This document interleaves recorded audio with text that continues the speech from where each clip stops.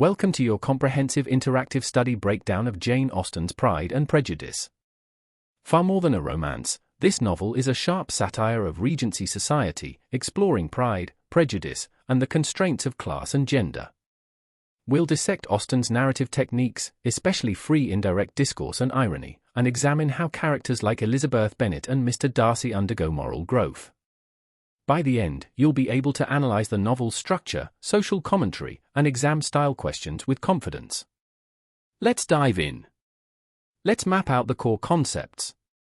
Pride and Prejudice drives character flaws, Darcy's pride and Elizabeth's prejudice. Austen employs irony and free indirect discourse to critique society while deepening our connection to Elizabeth. Satire targets the ridiculous, like Mr. Collins or Lady Catherine. And don't forget the social context. Primogeniture explains Mrs. Bennet's desperation, and gender roles limit women's options. These elements interlock to create Austen's critique.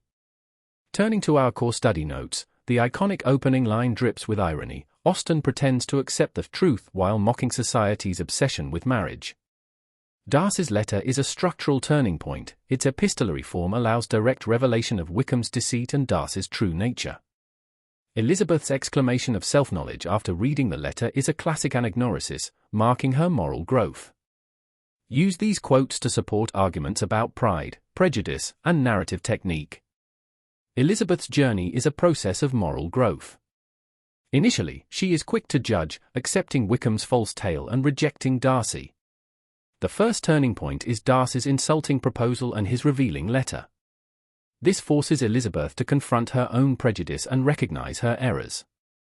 A second turning point comes at Pemberley, where she witnesses Darcy's true character, his grace and kindness. By the end, she has matured, marrying Darcy not for convenience but out of genuine respect and love. Let's work through a 6-mark exam question. How does Austen use Mr. Collins to satirize class and marriage? To secure full marks, first identify Collins as a satirical tool. His ridiculous behavior is deliberate. Then analyze his proposal. He lists Mrs. Bennet's encouragements, assumes Elizabeth's acceptance, and treats marriage as a duty. Finally, connect to context. Collins inherits Longbourn due to primogeniture, so his prosperity relies on a system Austen condemns. Collins is a walking embodiment of the marriage market's absurdity. Watch out for common pitfalls.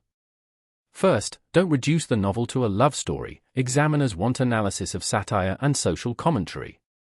Second, be precise. Elizabeth suffers from prejudice, prejudging, while Darcy displays pride, arrogance. Third, context is crucial for top marks. Mention primogeniture, limited roles for women, and the rigid class system. Finally, always comment on how Austen tells the story. Her narrative voice through irony and free indirect discourse is key to the meaning. To wrap up, remember that pride and prejudice are embodied in Darcy and Elizabeth but undergo transformation. Austen's irony and free indirect discourse create intimacy and critique simultaneously. The novel satirizes class and the marriage market, especially through characters like Mr. Collins and Lady Catherine. Key structural turning points: Darcy's letter, Pemberley, Lydia's elopement, drive the moral journey. And use character foils to highlight contrasts: Jane's innocence vs. Elizabeth's prejudice, Wickham's charm versus Darcy's integrity, Charlotte's pragmatism vs. Elizabeth's idealism. Master these concepts, and you'll ace your exam.